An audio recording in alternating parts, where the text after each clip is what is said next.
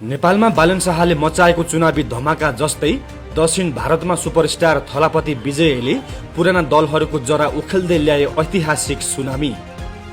नेपालको राजनीतिमा बालन शाहले जसरी पुराना र स्थापित दलहरूको जरा हल्लाउँदै धमाका मचाएका थिए, ठ्याक्कै त्यस्तै राजनीतिक सुनामी यति बेला दक्षिण भारतमा आएको छ।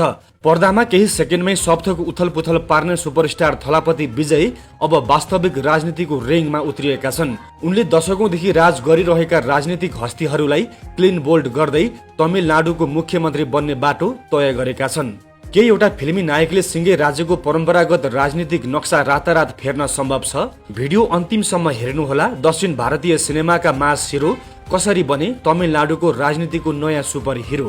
फिल्मी पर्दाका थलापति अब तमिलनाडुका मुख्यमन्त्री, विजयले ल्याएको राजनीतिक भूकम्प।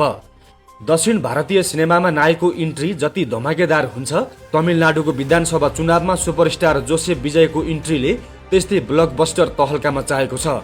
उनको 2 वर्ष पुरानो पार्टी तमिलका बेट्री कजगम टिबिकेले पहिलो प्रयासमै राज्यका 2 ठूला बाघ सत्तासीन डीएमके र प्रमुख प्रतिपक्ष एआईडीएमकेलाई नराम्ररी पछारेको छ। निर्वाचनको ताजा र सनसनीपूर्ण रुझान अप्रिल 23 मा भएको ऐतिहासिक 85% मतदानको नतिजा मे 4 मा आउन थाल्दा टिबिकेले अभूतपूर्व आँधी ल्याएको छ। 234 सीट मध्ये सरकार बनाउन 118 सीट चाहिनेमा टिबिके विजयको पार्टी 107 देखि 109 सीटमा शानदार अग्रता गरिरहेको छ। डीएमके सत्ताधारी मात्र 64 सीटमा सीमित हुँदै तेस्रो स्थानमा खस्किने संकेत। एआईडीएमके प्रमुख विपक्षी 52 सीट आसपास। राजनीतिका हेभीवेटहरूलाई लाग्यो झट्का। यो चुनावको सबैभन्दा ठूलो क्लाइमेक्स कोलाथुर सीटमा देखियो। वर्तमान मुख्यमन्त्री तथा डीएमकेका शीर्ष नेता एमके स्टालिन आफ्नै गढमा टिबिकेका नवप्रवेशी उम्मेद्वार भीएस बाबु भन्दा पछाडि परेका छन्। उता पार्टी अध्यक्ष विजय स्वयं पेराम्बुर सीटबाट आफ्नो प्रतिद्वन्दीलाई फराकिलो मतले धुलो चटाउँदै अगाडि बढेका छन्। मदुरै साउथदेखि तिरपुर साउथसम्म टिबिकेको लहर छ भने 46 वटा आरक्षित सीटहरूमा विजयको जादु निर्णायक बनेको छ। को हुन् यी जादुगर विजय? सन् 1974 मा चेन्नईको एक कलात्मक परिवारमा जन्मिएका जोसेफ विजय चन्द्रशेखरको कथा कुनै फिल्म भन्दा कम छैन।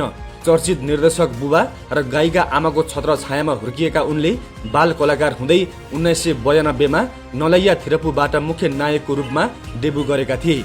सुरुवातमा सामान्य रोमान्टिक र एक्सन फिल्म खेलेका उनी बिस्तारै गिल्ली, कथी, मर्सल र बिगिल जस्ता ब्लकबस्टर फिल्म मार्फत जनताको थलापति सेनापति बने।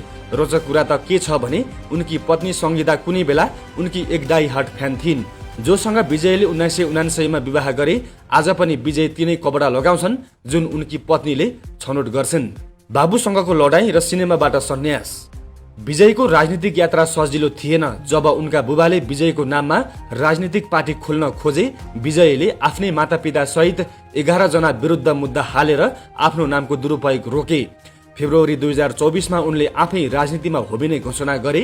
राजनीतिलाई पार्ट टाइम नबनाउने भन्दै उनले करोडौंको कमाई र स्टारडमलाई लत्याएर घोषणा गरे, मेरो 69औं फिल्म नै मेरो अन्तिम फिल्म हुनेछ। द्रविड मोडलमाथि विजयको कडा प्रहार।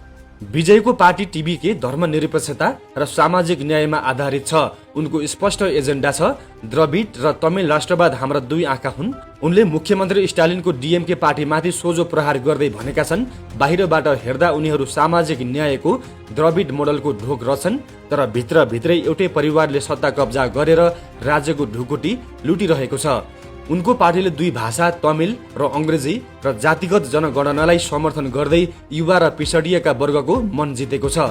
गत वर्ष करूर र्यालीमा 39 जनाको ज्यान जाने गरी भएको भागदौडको दुखद घटनापछि उनले मृतकका परिवारलाई 20-20 लाख सहयोग गर्दै आफूलाई एक संवेदनशील नेताको रूपमा उभ्याएका थिए। कांग्रेसको ठूलो पछुतो। विजयको यो सफलता देखेर यति बेला भारतीय राष्ट्रिय कांग्रेस पछुतोको आगोमा जलिरहेको छ। कांग्रेस नेता प्रवीण चक्रवर्तीले टिबिकेसँग गठबन्धन गर्न खोजेका थिए। राहुल गान्धी तयार भए पनि पी चिदम्बरम जस्ता पुराना नेताको डीएमके मोहका कारण त्यो सम्भव भएन। चक्रवर्तीको भनाइ छ, यदि हामीले विजयसँग हात मिलाएको भए आज दक्षिण भारतमा हाम्रो 2/3 बहुमत आउने थियो। यो कांग्रेसको लागि गुमेको विशाल अवसर हो। तमिलनाडुको चुनावी इतिहासमा नयाँ पार्टीहरू आउने र हराउने धेरै भए, तर जसरी नेपालमा बालन शाहले परम्परागत राजनीतिको पर्खाल भत्काए, त्यसै गरी सिनेमाको पर्दाबाट निस्किएका यी 69औं फिल्मका नायकले तमिलनाडुको 2 ध्रुवीय द्रविड राजनीतिको एकाधिकारलाई गर्लाम गुर्लुम ढालिदिएका छन्। थलापति अब सिनेमाको होइन वास्तविक सत्ताको नायक बन्ने पक्का छ।